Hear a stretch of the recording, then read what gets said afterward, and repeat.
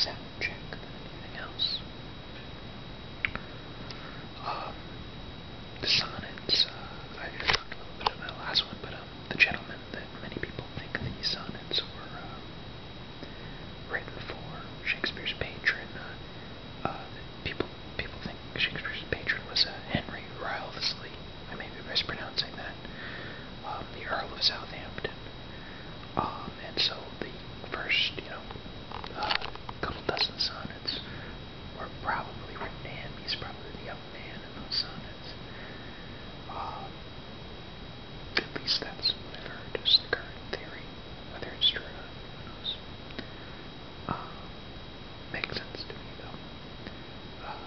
The Earl of Southampton was actually involved in a plot against Queen Elizabeth, and he actually got off. I forget why. I think Queen Elizabeth kind of liked him, and he was eventually pardoned by James the First when James the First inherited the throne. But his partners didn't get on so well. Some of them were executed. And Shakespeare was actually sort of involved in that same plot because the Earl of Southampton had Shakespeare's players perform Richard II, which is a play about a king being deposed from his throne to sort of like get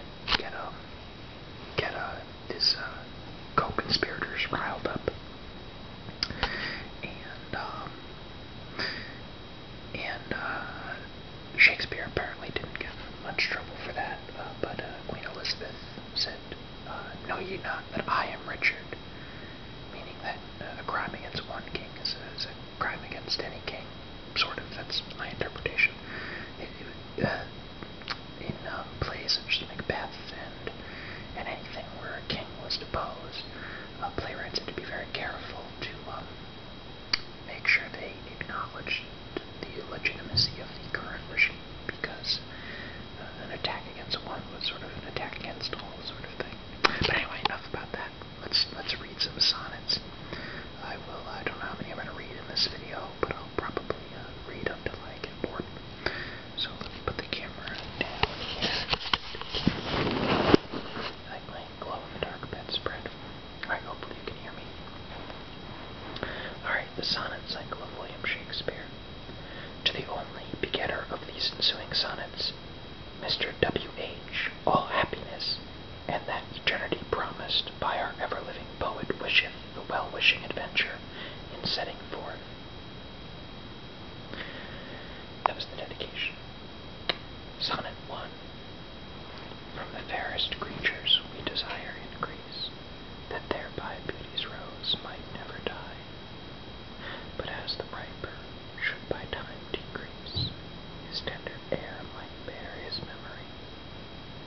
But thou contracted to thine own bright eyes, feedest thy lights flame with self-substantial fuel, making a famine where abundance lies, thyself thy foe, to thyself too cool. Thou art now the world's fresh ornament, and only herald to the gaudy spring. With thine own bud buryest thy content, and tender churl makest waste in niggarding. Pity the world, or else this glutton be, to eat the world's due by the grave and thee.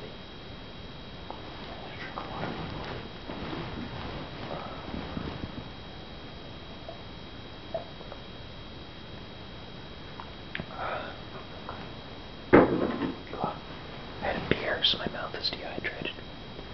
I really shouldn't even be whispering right now because I'm in a Renaissance fair, and the character voice I chose for my character in the Renaissance fair is a really gruff voice that's a strain, and whispering, believe it or not, is also a strain in your voice whenever you have laryngitis.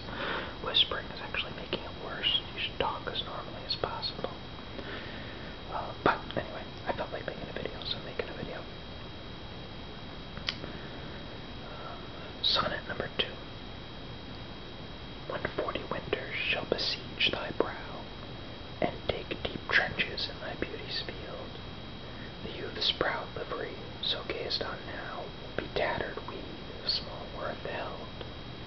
Then, being asked where all thy beauty lies, where all the treasure of thy lusty days, to say within thine own deep sunken eyes, or an all-eating shame of thriftless praise. How much more praise deserveth thy beauty's use? If thou can answer this fair child of mine, shall sum up my count and make my old excuse, proving his beauty by succession mine. This were to be new made when thou art old, and see thy blood warm when thou feelest it cold. So again, this sonnet's about telling him to reproduce, basically. Be fruitful and multiply. Incredibly oversimplifying, but that's a YouTube video. If you want, deep in-depth discussion, read a literary paper. I don't feel like doing that right now.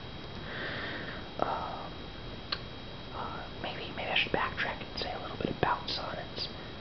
A sonnet, an English sonnet, I should say, because there's also the Italian sonnet, which is different. An English sonnet is a 14-line poem in iambic pentameter, and it consists of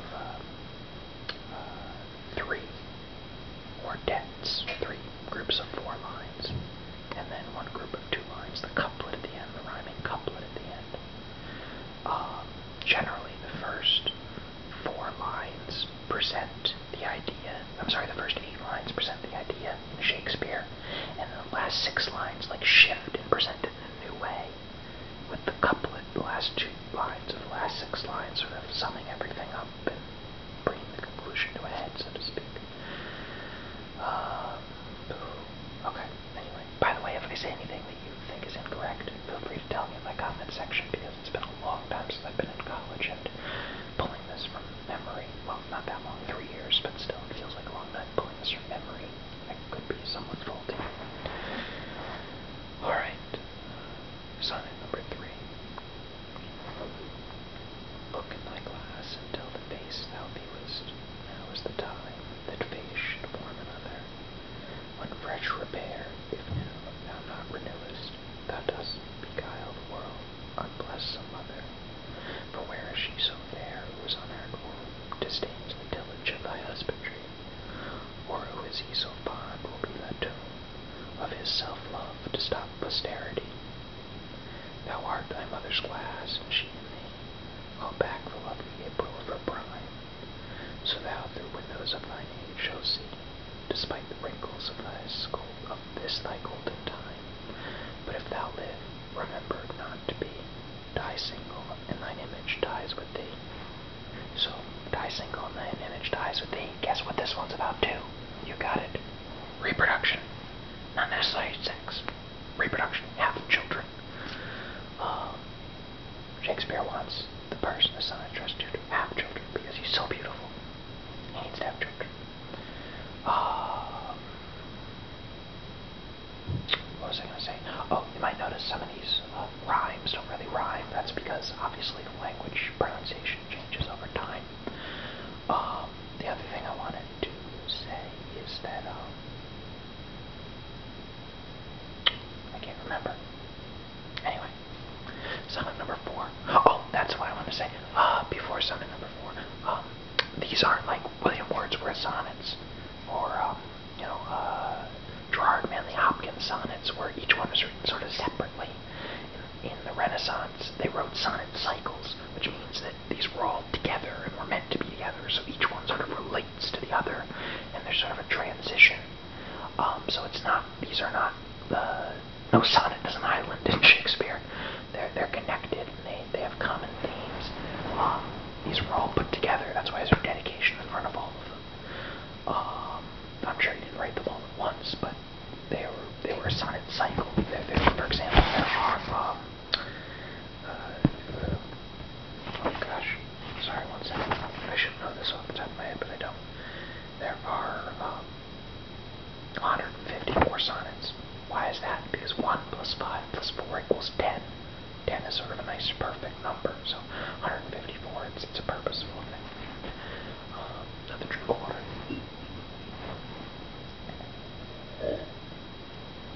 Also, if you think I'm chatting too much, I like to talk about literature. If you think I'm chatting too much and you'd rather just have me read, feel free to do so. I'm always open to suggestions. I'm going to read this next one, I think, in a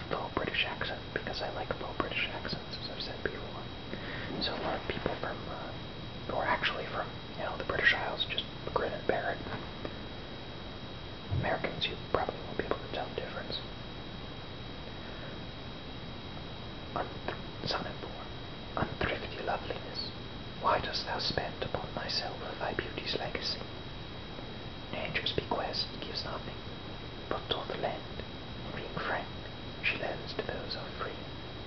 Then, beauteous niggard, why dost thou abuse the bounteous grass given thee to give? Profitless usurer, why dost thou use so great a sum of sums, yet canst not live? For having traffic with thyself alone, thou of thyself, thy sweet self, dost deceive. And now, when nature calls thee to be gone, what acceptable audit canst thou leave? Thy unused beauty must be doomed with thee, which, used, livest thy executor to be. Alright, I think I'm just going to read one more Sonnet 5, and then I'll come back to this later. I think I'm going to try and do the entire, all 154 sonnets eventually, though it might take a while because I'll probably get bored when I do other things. But anyway, sonnet number 5, also in a faux British accent. Cry your pardon. Those hours, let's start again. Yeah. Sonnet 5. Those hours that with gentle work did frame the lovely gaze where every eye doth dwell, will play the tyrants to the very same, and that unfair which fairly doth excel. For never resting time leads summer on to hideous winter, and confounds a man. Sap checked with frost, and lusty leaves quite gone, beauty oversnowed, and bareness everywhere. Then, when on summer's distillation left, a liquid prisoner bent in walls of glass, beauty's effect with beauty were bereft, nor it, nor no remembrance what it was, but flowers distilled, though they with winter meet, the sea but their show, their substance still lives sweet. Alright, I think that's a good place to stop for tonight.